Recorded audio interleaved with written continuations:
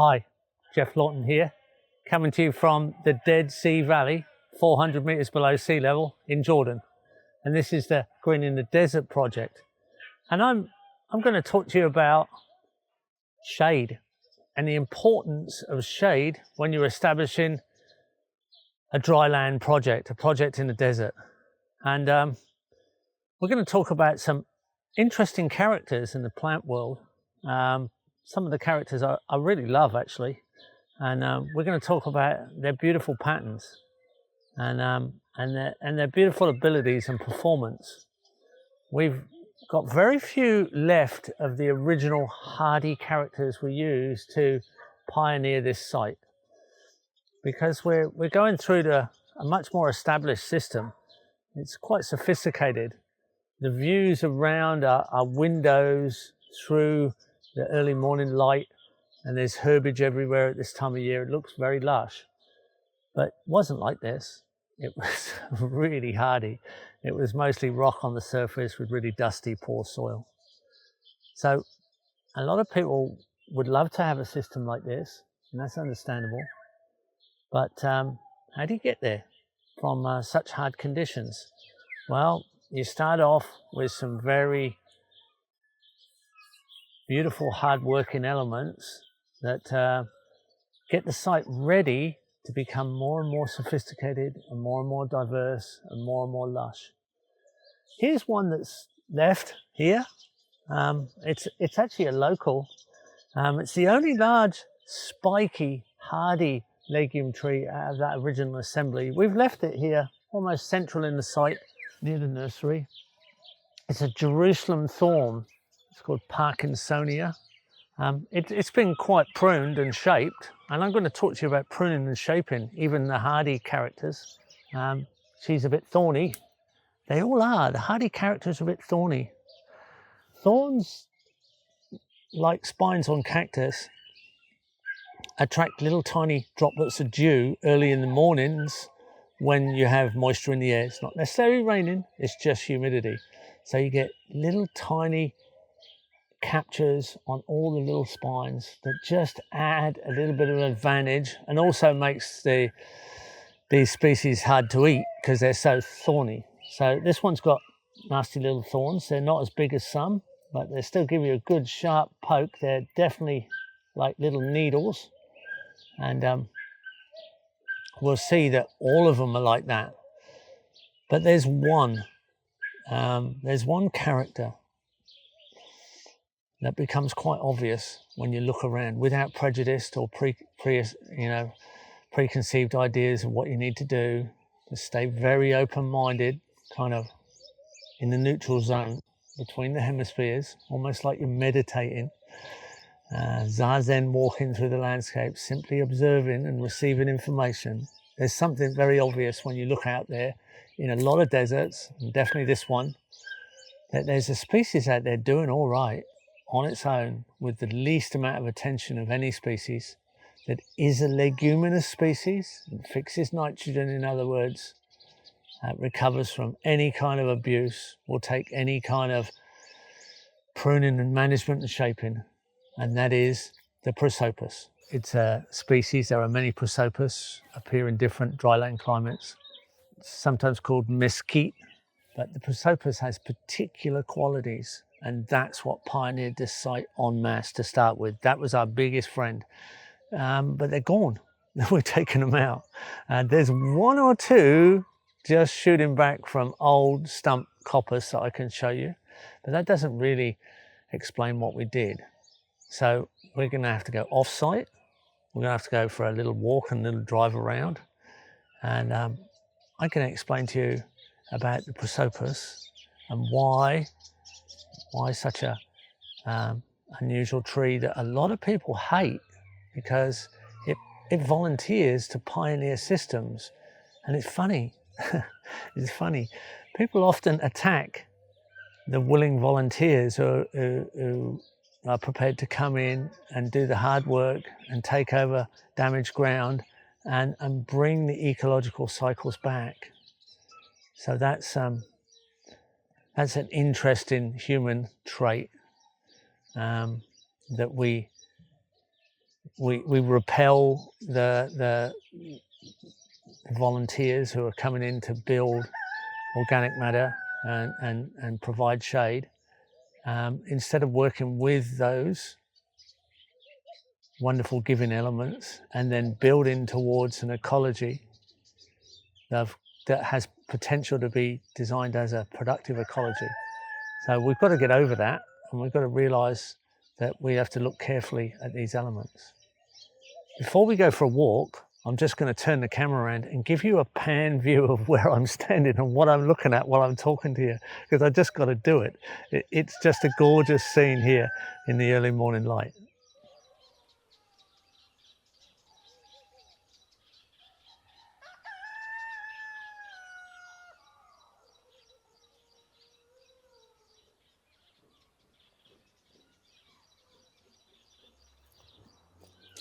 This is a Prosopis, and as you can see, it droops right down.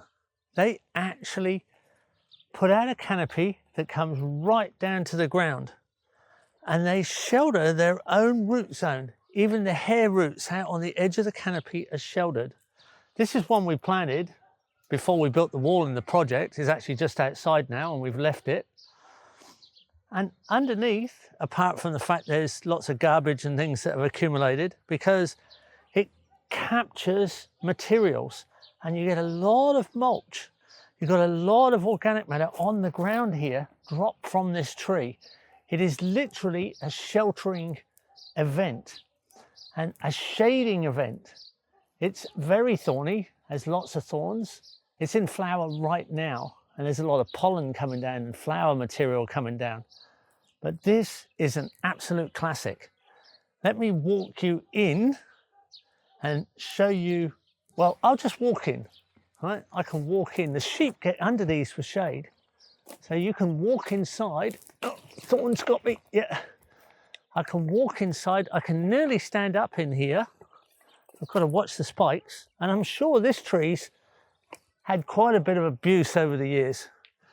So I'm going to take you for a drive around, and we're going to stop at different areas where there's Prosopis that I know that have been shaped by people for shelter and shaped by animals and even twisted into different forms, but they still perform, so you can manipulate them any way you like. But you've got to realise what an advantage all that canopy shade is, especially when the edge of the canopy on the lower section comes right down and droops onto the ground. It's a complete shelter of the shade, but also from the wind. So the wind coming through here slows down and drops what it's carrying. It's a deposition organic material tree. It's not super friendly to work with because of the spines, and the branching pattern is very fractal. So it really it really branches out and droops. It's difficult to prune, but if you prune it and keep it in one form, it stays there, it behaves. So we can work with this tree and pioneer systems.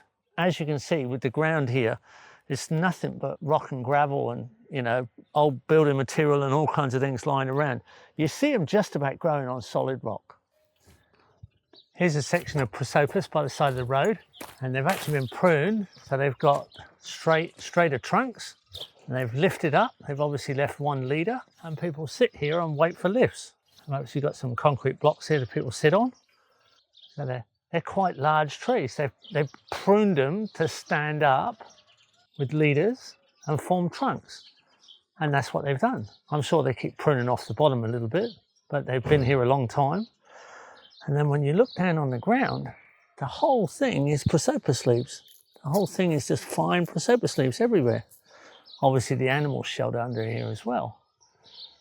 That's another way they're managed, quite different to their natural form. Here's a large Prosopis grown on the side of the road. Very few of these trees are actually irrigated or watered, but this one's actually been pruned into a spiral. So as a young tree, the branches were twisted together, and it's a sort of merged spiral trunk. What a large tree. It shows how much they can be manipulated. It's quite beautiful, actually. I've watched this tree grow over many years, wondering what was going to happen. So here I am, just out in the suburbs, on the edge of the village, and there's a whole load of Prosopis here.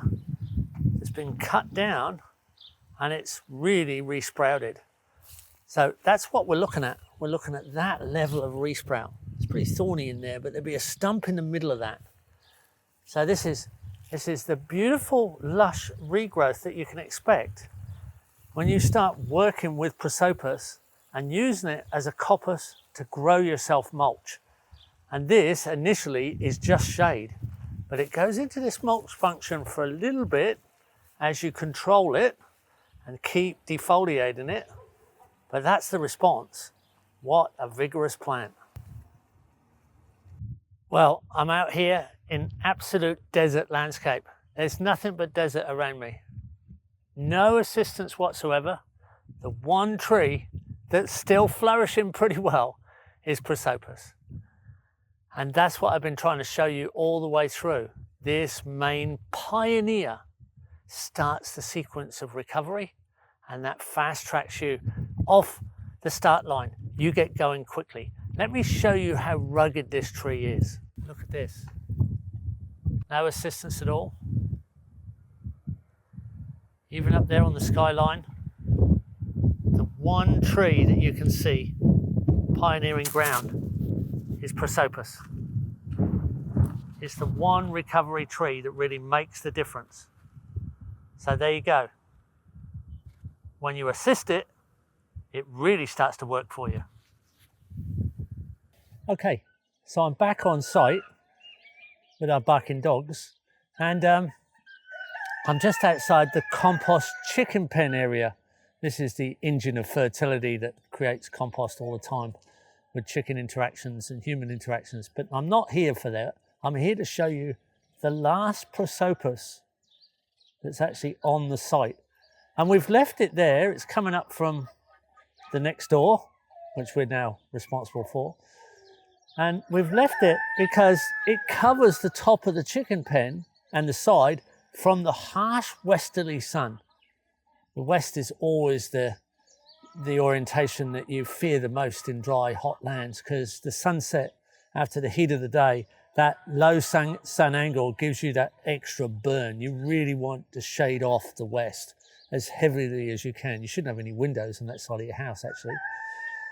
So we've left this, and this is all going to change in the future. It's probably going to be a main crop garden here, and the chickens are moving next door, and there's things happening. But for now, that Prosopis there has done a wonderful job. It's the only one left, and it also is probably quite protective for the chickens with spikes, but they're all fenced in. Let's go and have a look at it on the other side.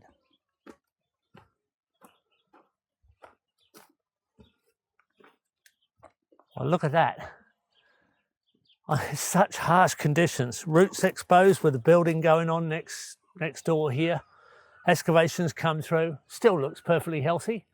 It's all twisted up and gone through the wire and gone over the top of the chicken pen. It's done exactly what we wanted it to do. And it's not worried at all. We've got these super harsh spikes everywhere. There's quite classic examples right here. That's it. That's the last one.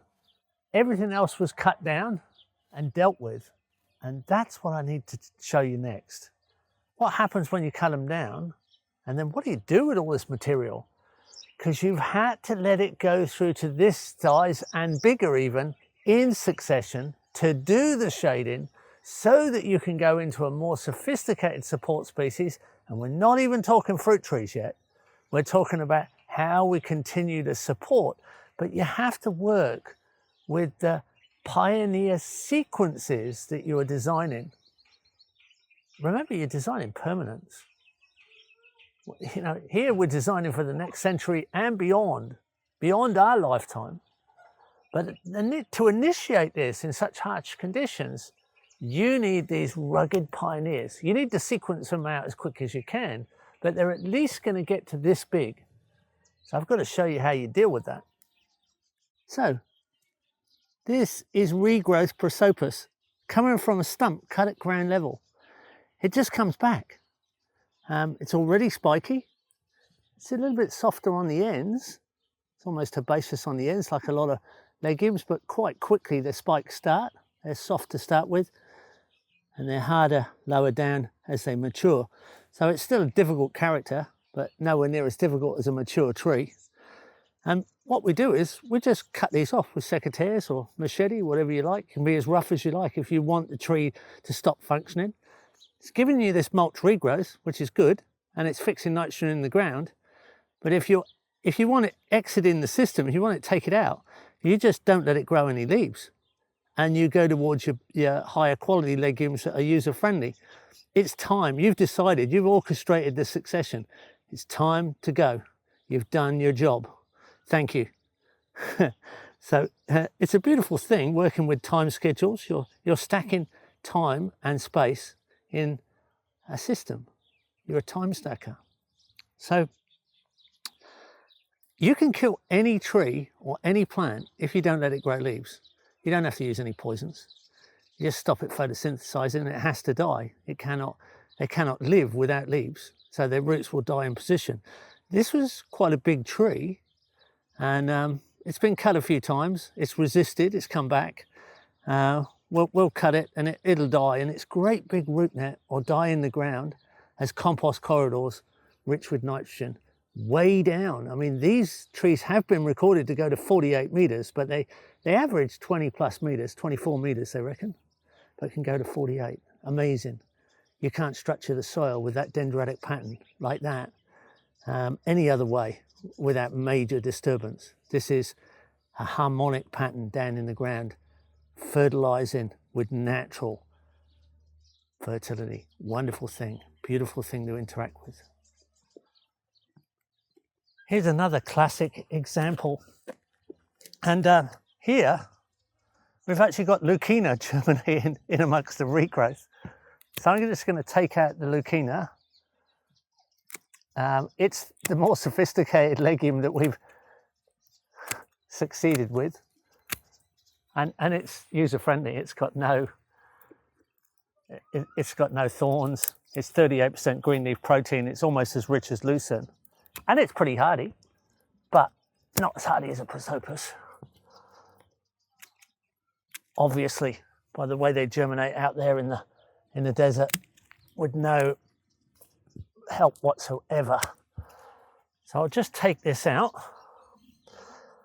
This is assisting me to jump forward in what I want to show you.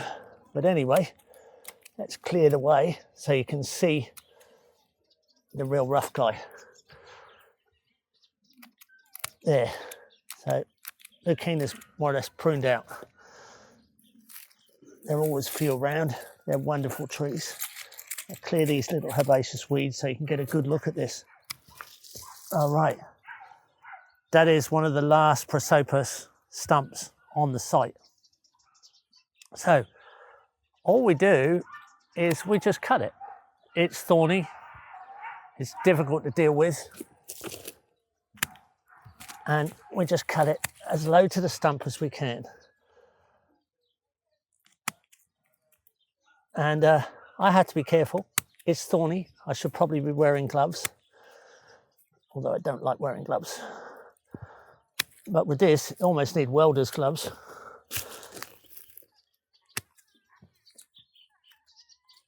You're always going to get some thorns in you in the desert.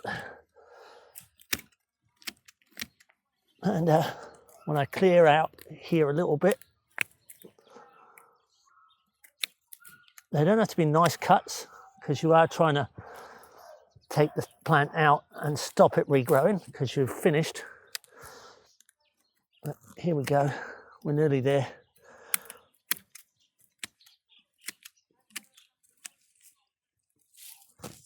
Now I can't just grab this by a handful because it's so spiky, but it's spiky for a reason.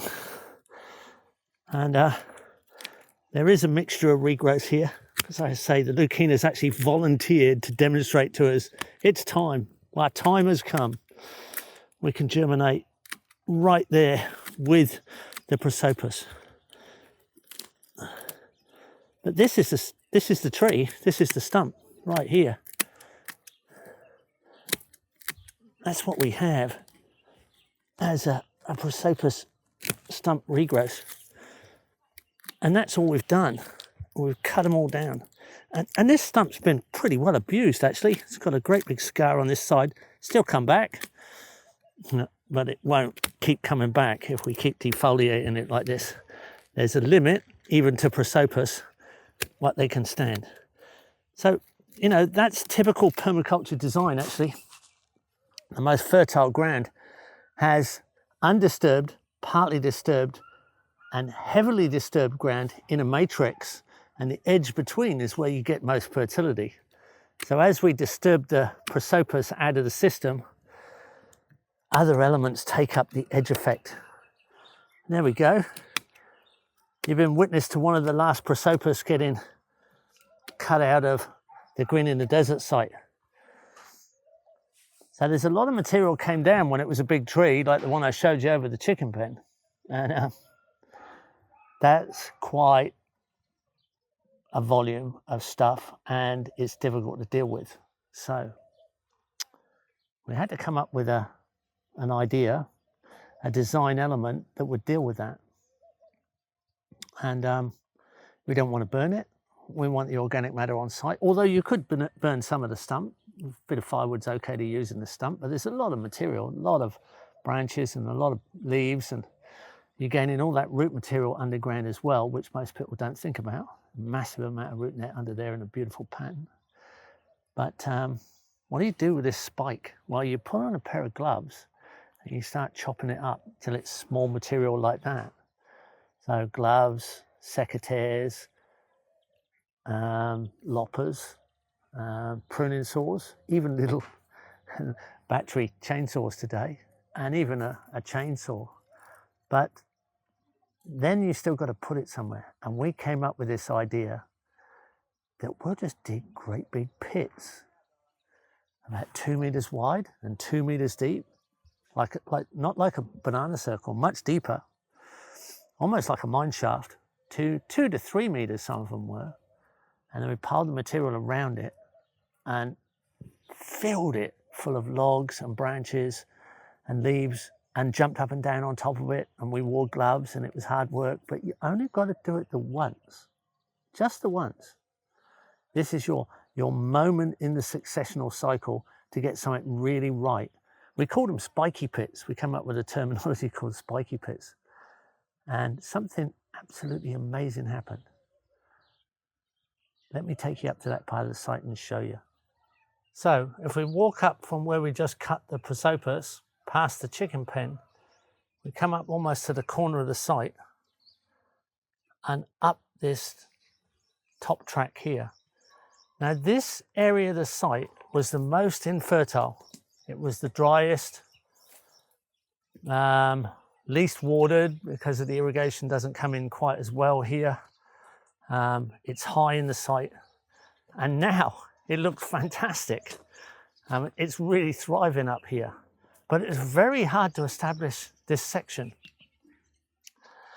So this was where we decided, right coming up now, to dig our spiky pits.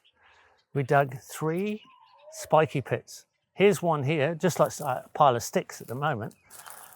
But on the ground here, you can see the soil around it. That's the spoils from the hole.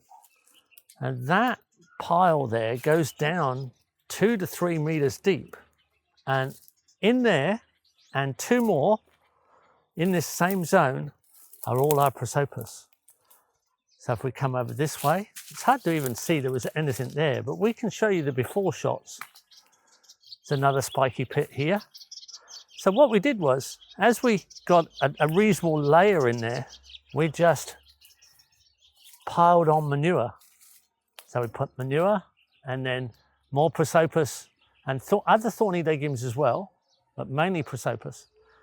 We just poured on a layer of manure, more spiky mulch, a bit more manure, topped it off with some manure in the end. But these 3 pits this one here, we still deposit a little bit on the top, as you can see. These 3 pits actually took all the Prosopis trees, and I mean there was probably 200. There was a lot.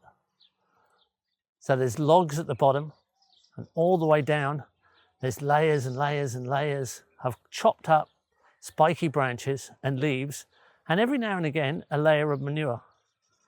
Now, within a year to 18 months, this whole area started to take off. I'm pretty sure we got a fungal web going between these pits and allowing all this herbaceous growth to come in winter, and the fertility went to the trees. So as I turn around, it's just lush in this area, where this was the most infertile area on the site. So this is a very special technique. I always remember Bill Mollison telling me, Bill Mollison, my teacher, the founder of permaculture as a design system, he said, Jeff, try it one time. Bury a few bales of straw in the bottom of a swale and come back a year or 2 later, I expect you'll have soil like a rainforest. So it was kind of along that idea that I've got to do something with this spiky mulch. I don't want to take it off site. It's really hard to deal with. If it dries up too much, it'll be hard to cut. If we cut it fresh and cut it up and drop it in these pits, let's see what happens. Well, I still haven't excavated the bottom of the pit, but I'm pretty sure I know what's down there. It's pretty rich rainforest type soil. As every tree in this area that was struggling has just exploded with growth. So I think that's a great technique. It definitely looks like it's worked here, because I can't see any tree that's struggling in this zone here. So what did we replace them with? What did we replace the Prosopis with? This one was a big replacement, a main replacement, the Leukina. And these are all top heavy, look. They've all been pruned in the autumn, at the start of winter. We're at the end of winter now, and this is the regrowth we want. This regrowth is still going to continue to expand out and shade our site. It's going to shade the ground. Shade is crucial. Now, I like to cut off the smaller branches in there, the little tiny branches. I like to cut off these little guys here so that you get longer main branches. So if I come in with the secateurs again, these smaller ones like that small stuff, I just take that out. I can just throw that towards a fruit tree somewhere. That just hits the ground. And I'll just leave the long guys here. Now, all these minor branches, I'll just cut them out because it's concentrating all the shade near the trunk of this tree. It's helping itself. We need it to be a support species for the other fruit trees around it. So when we cut out these smaller branches, all the energy goes into the larger branches and they spread out further. And that's what we want, because this is a climate that gets over 40 degrees centigrade for 2 months of the year. That's why it grows good dates. That's what you need to grow good dates. 40 degrees plus for 2 months, or as they say in America, 100 days at 100 degrees. Now, we can peak out at 50 degrees. I've been here on a 50-degree day. That's an experience for you. But you've got to have shade. Everything lives in the shade then. Everything comes to the shade. Flies don't fly, birds don't fly, nothing moves on the ground. Only some maniac permaculturist might walk around getting a feeling of what that feels like, just to understand it. So what happens is this site has more birds on those days than any other day of the year, because they're all sheltering from the heat. And underneath the trees, you just get a complete ground cover of little tiny bird droppings everywhere. It's a self-fertilizing site. But that's not the only interplant we put in, because we also put in larger legume trees, nitrogen fixing trees, that can live a long time. And here's one of the global classics of dry lands. Lots of seed pods on it right now. This is a deciduous legume tree, Albizia labec. Albizia labec sets its seeds now at the start of summer, but it's been deciduous all winter. So it conveniently opens up light shafts. When you can allow that to happen, so the light shafts come right through into the forest only in winter, because right now it's putting on an enormous amount of leaf in the next few weeks, and it's going to shade the summer heat that's coming quick. We're already getting 36, 37 degrees centigrade. So all these herbs are going to slow right down. But there's also a Ponciana regens, one of the most beautiful legume trees of the tropics and subtropics. And it actually goes completely deciduous and lets light shafts in like this. There's a light shaft coming right through here. That won't be the case in a few weeks' time, because that Ponciana will have a full canopy head of leaf shading this area. So there's another one right here. These are very beautiful trees as well. Letting winter light in. There's the classic pods up there of the Ponciana. Letting winter light in and closing off summer light. At the same time, we still have one or two smaller legume trees on site, and they're very small trees, like this Acacia. I use this one in Australia as well. This is Acacia bicapsularis, and you can see it was cut in the winter. At the start of the winter, it was cut, and it's already grown all this during the winter, and it's going to add to the summer shade. But it won't always need to be here. That can succeed out pretty soon, because now our high canopy is doing most of the work. We also have just here an Acacia. Just there, I'll get in a better position. I have to duck through things here. We have an Acacia, right? Now Acacias don't coppice and pollard. You can only take a certain amount of the foliage off. This is from Western Australia, and it's used a lot in the Middle East. But at the moment, it's just adding to the shade features. It's something that can stay for a little bit longer.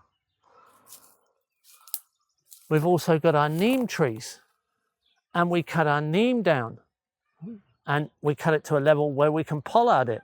But we cut it in the winter, at the start of winter, so that it can come through and shade during the summer.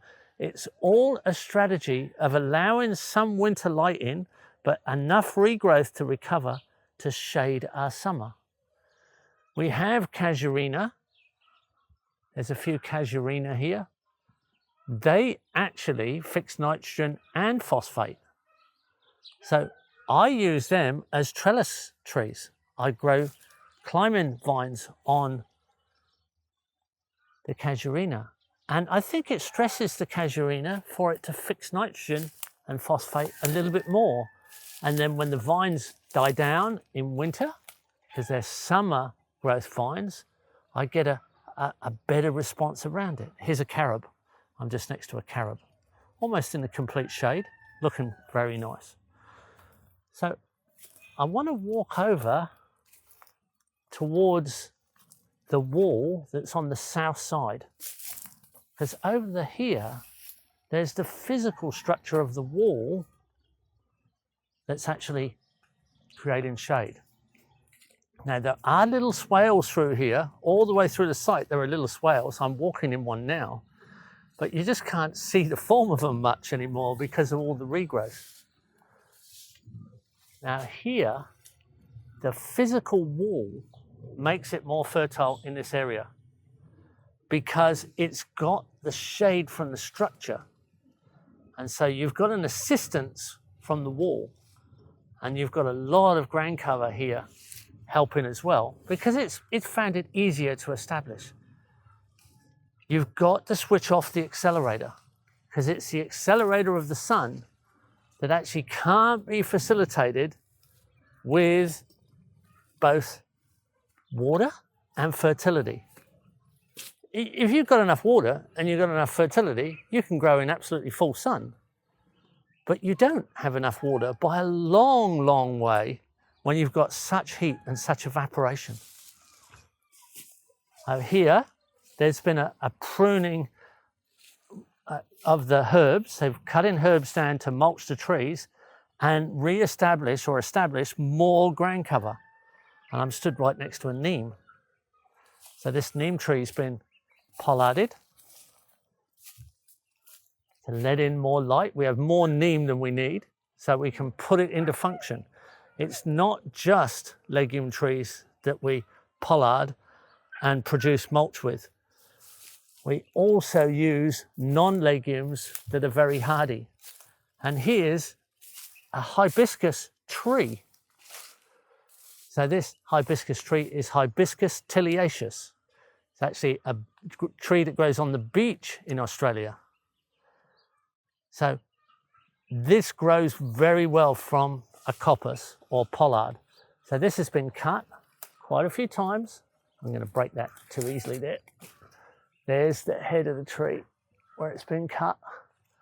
And what I would normally do is break off all these on the lower section, and they'll probably break by hand. I probably don't need my secateurs actually. There's a lot of these will just snap. So I would take these lower sections off.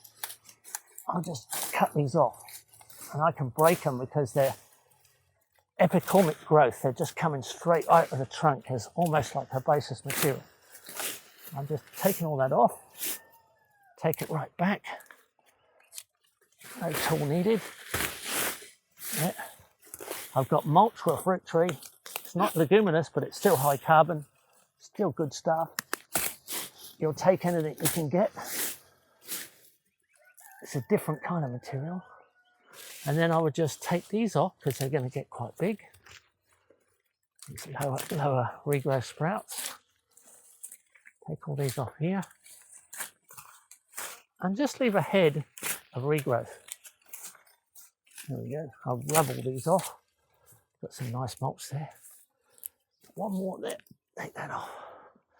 Now, it's got a clean stem and a bushy top. All the growth now is going to go into these top branches, and they're probably going to go 2 meters out in all directions. And they're going to shelter all the fruit trees around and make it less stressful to survive the hot, hot, hot summer. So this is what we do. In many different forms, we manipulate the shade in height, in layers, and in timing. It's most important you get the strategic time event in position, because knowing your timing, knowing the climatic factors are such an important part of permaculture. They're taught after pattern understanding in our course. Once you understand the patterns of the climatic factors, you can work with climate change, you can adapt to climate change, you can adjust, you can be ready. Right? You have a system that's flexible enough that it can dynamically adjust. As long as you're in full observation of what's happening, you can go with it. You can work with it because you have all the shock absorbers you need to take the massive variations that we potentially are going to have to deal with. And the consequence of doing this well is incredibly good soil. The soil building on site is completely different to the soil that exists off site. That is another video. Okay, great talking to you about this. Love this event. Check you soon.